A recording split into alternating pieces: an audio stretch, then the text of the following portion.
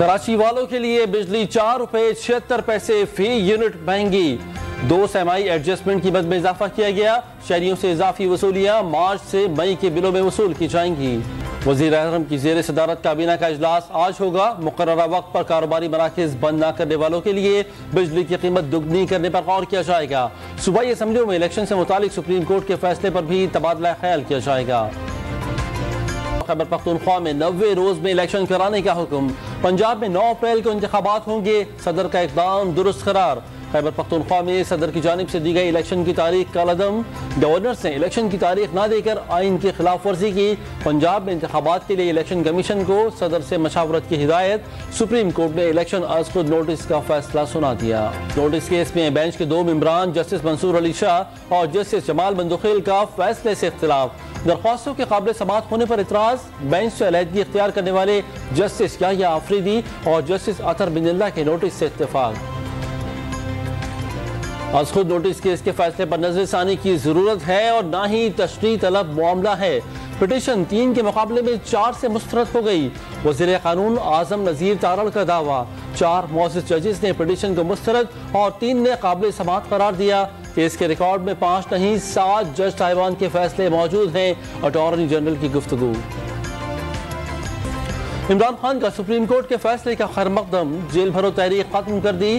نون league کو صاف بتا دیا یہ 90 کی دہائی نہیں، عدلیہ پر حملے کر کے مفاد حاصل نہیں کیا جا سکتا۔ ہفتے کو انتخابی مہم شروع کرنے کا اعلان۔ عدالتی فیصلے پر زمان پارک لاہور میں جشن، کھلاڑیوں نے ایک دوسرے کا منہ میٹھا کرایا۔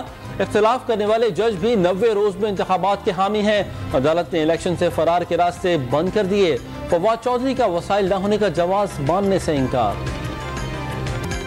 الیکشن 3 ماہ کے اندر ہو یا اس کے بعد پیپلز پارٹی تیار ہے، چیئرمین بلاول بھٹو کا سپریم کورٹ کے فیصلے پر اظہار خیال۔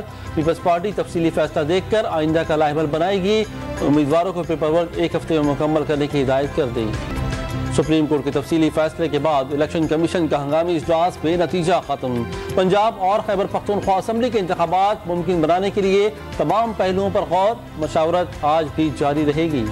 پی ٹی آئی کے اسد عمر، علی نواز اعوان اور راجہ خرم نواز کے استعفوں کی منظوری کا نوٹیفیکیشن معطل۔ اسلام آباد ہائی کورٹ نے تینوں نشستوں پر ضمنی الیکشن بھی روک دیا۔ بلوچستان ہائی کورٹ کا بھی قاسم سوری کی خالی نشست پر ضمنی الیکشن روکنے کا حکم۔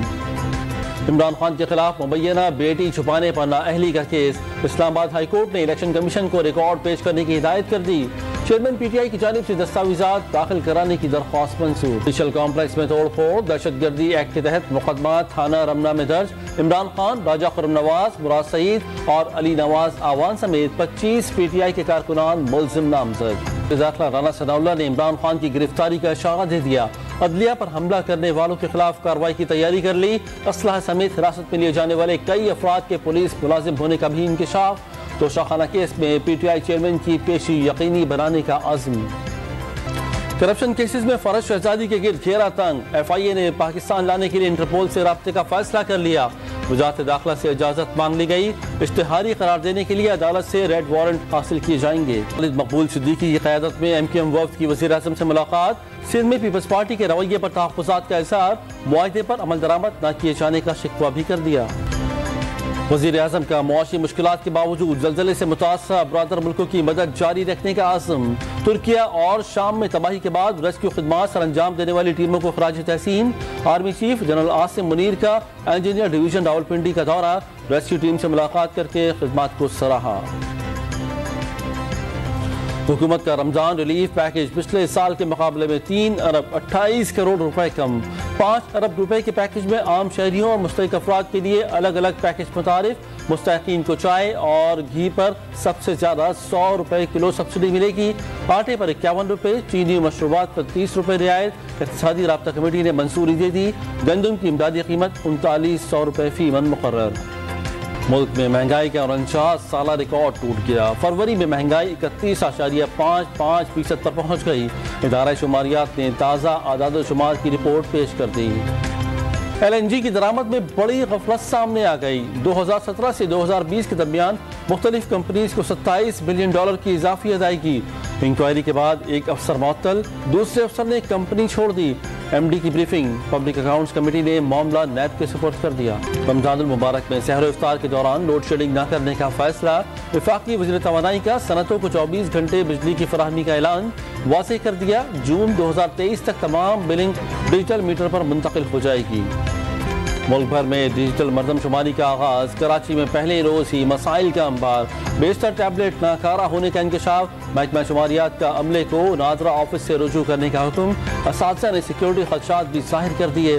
गिलगित बल्तिस्तान में कई मकामात पर डिजिटल मरदमशुमारी 2 माह के लिए मुलतवी। कराची के इलाके औरंगी टाउन के स्कूल में गोली लगने से तालिबा जख्मी हो गई। साथी तालिब इल्म पिस्तौल लेकर आया। गोली हादसाती तौर पर चली या फायरिंग की गई। मामले की तहकीकात के लिए 3 रुकनी कमेटी कायम। महकमा तालीम के हुक्काम आज स्कूल का दौरा भी करेंगे। कराची में असातिज़ा की कमी ने तलबा को गैस पेपर्स का सहारा लेने पर मजबूर कर दिया। कॉलेज इम्तिहानात की तैयारी के लिए सैकड़ों रुपए तक लुटाने लगे। तलबा के मसनूई सहारे अच्छी पढ़ाई तक खत्म नहीं हो सकते, माहिरीन तालीम की राय। PSL में पेशावर ज़ल्मी ने कराची किंग्स को बासानी शिकस्त दे दी। 197 रन के जवाब में किंग्स 8 विकेटों पर 173 रन बना सकी।